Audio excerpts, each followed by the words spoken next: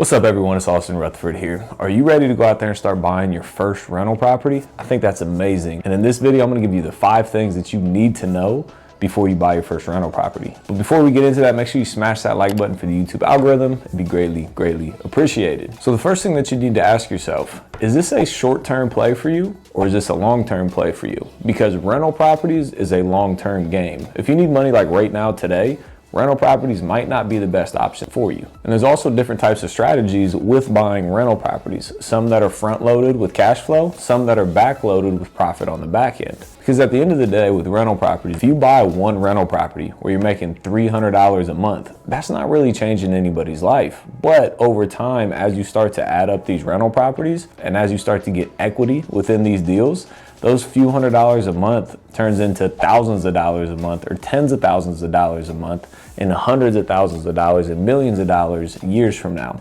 So again, you got to ask yourself, is it a short play or a long play? If it's a short play, it might not be the best option for you. If you're trying to build long-term generational wealth for the future, rental properties is an amazing strategy to do. The second thing you have to understand, which kind of ties into the first thing we already talked about, cash flow versus appreciation. Two entirely different things, and they're two strategies within the rental game. So what is cash flow? Cash flow is how much money you make every single month. Appreciation is how much money, how much equity you're building within the property, how much the property is going up in value over time. So the difference is in different areas that you buy properties. So we reference them as A, B, C, and D class properties. So A class properties are like the super high end, new construction, great location that everybody wants to be in.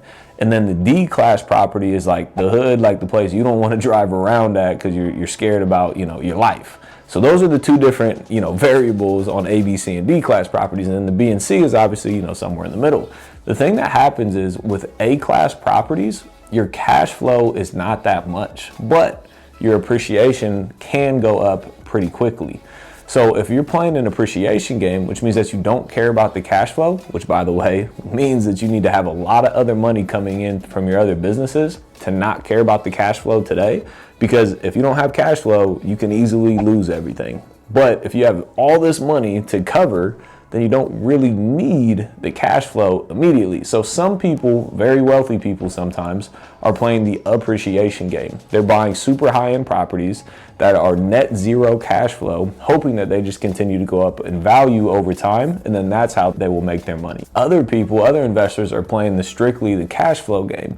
So they're buying those properties in the hood that are never going to appreciate in value. They're not going to gain value because it's a very rough part of town or it's very out in the country, and the property values just simply aren't growing. But the good thing is you can buy a house for $50,000 in some parts of the Midwest and rent it for $900 or $1,000 a month. So it has amazing cash flow. Your monthly expenses is like $300 a month. You're renting it for $1,000 a month.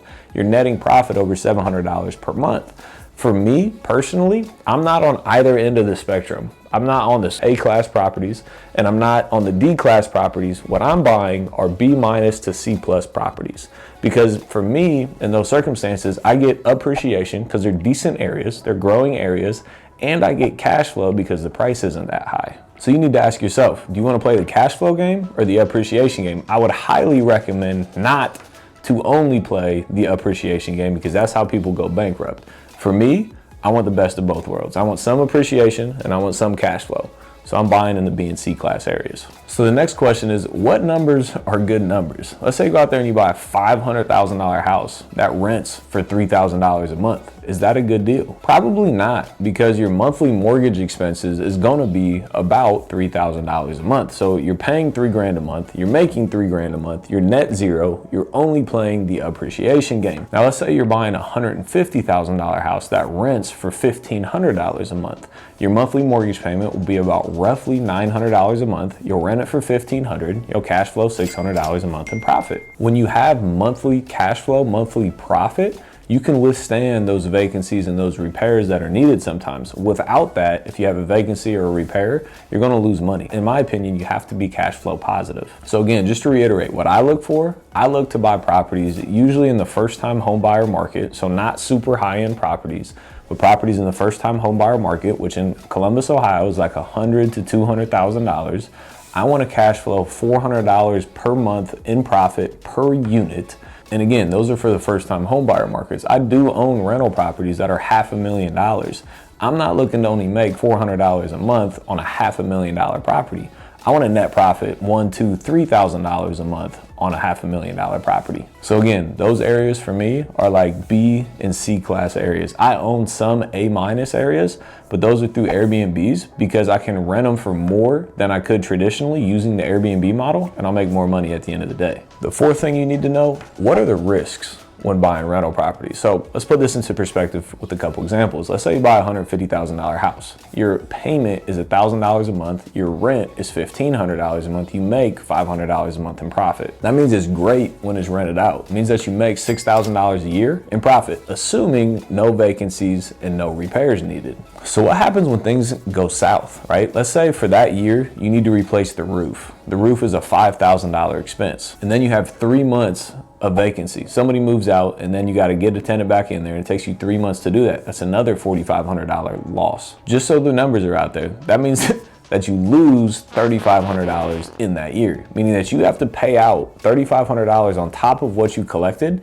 to be able to afford that property and not lose it. Or let's say that you get a horrible tenant move into the property. I just had this happen to me. It was 10 months of non-payment, 10 months, but let's just assume 4 months of non-payment. So then you evict them, and then you got to spend $10,000 to repair the property to get it back to rentable condition. That's a $16,000 loss, meaning that on that same deal, you should have made $6,000 in profit. You lost 16, meaning that you have to pay $10,000 out of pocket to be able to afford that property. Now understand, this is not normal. You know, I've been owning rental properties for years, and I just had that worst case experience just now after owning 60 plus rental properties for years and years and years and years.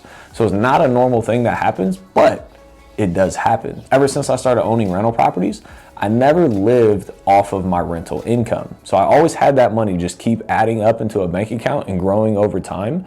So when things like this happen, I don't have to freak out because I don't have the money. I have a bank account with all that money there already. So again, everybody's in different circumstances of their life. I don't need my rental income to live. So I just let it to keep growing. So if any issues in the future happen, I always have the money to be able to cover that. So just understand there is a potential to quote unquote lose money.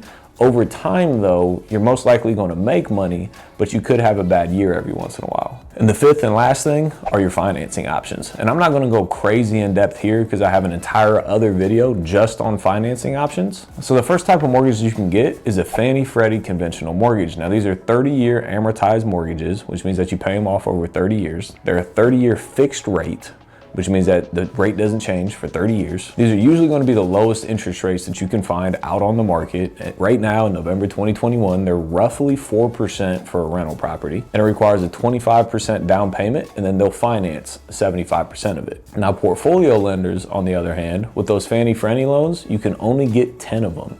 So if you buy 10 properties and you go to buy your 11th, you can't use that mortgage anymore. So you have to use a portfolio lender. What's the difference with the portfolio lender is they finance the property over 15 to 25 years instead of 30 years, meaning that your mortgage payment is going to be much higher. The interest rate's only fixed for 3, 5, 7, or 10 years instead of 30 years. So 5 years into the deal, your interest rate will most likely go up because it adjusts on whatever the current interest rate is at the time. As of now, November 2021, those interest rates for portfolio loans are roughly 4.5%, so 0.5% higher on the same deal. And these loans usually are 25% down and 75% financed as well. And if you want to learn about all the other loan types out there and go way more in depth on everything I just covered, check out this video here to learn more about that. Remember, these are only the 5 things that we covered that you need to know before buying a property. The thing is, once you buy a rental property, you're going to learn a lot. You're going to learn how to rent it, how to manage it, how to take inbound calls, how to take maintenance calls, how to deal with contractors. That's all things that you can learn over time, but these are the things that you needed to know before buying that first property. So comment below. Let me know what your thoughts are. Let me know any questions that you have about buying your first rental property. While you're down there, make sure you smash that like button for the YouTube algorithm. Be greatly appreciated. Hit that subscribe and notification bell so you can get all this content going forward. As always, appreciate you being here. We'll see you on the next one.